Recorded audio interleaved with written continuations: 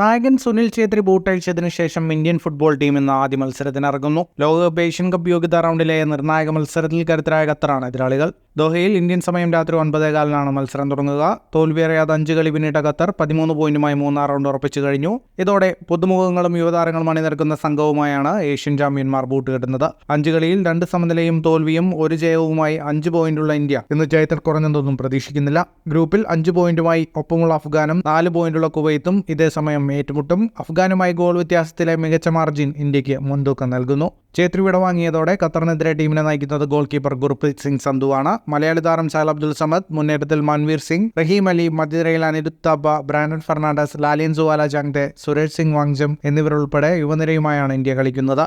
ഖത്തറിന്റെ മറൂൺ കുപ്പായത്തിൽ ഒരു മലയാളി താരവും ഉണ്ടാവും. കണ്ണൂർക്കാരൻ തഹസിൻ ജംഷീദാണ് ഖത്തർ ടീമിലെ മലയാളി സാന്നിധ്യം. ആദ്യമായാണ് ഒരു ഇന്ത്യൻ താരം ഖത്തർ ദേശീയ ടീമിൽ ഇടം നേടുന്നത്. കൂടുതൽ ഫുട്ബോൾ വാർത്തകൾക്കായി ചാനൽ ഇപ്പോൾ തന്നെ സബ്സ്ക്രൈബ് ചെയ്യൂ.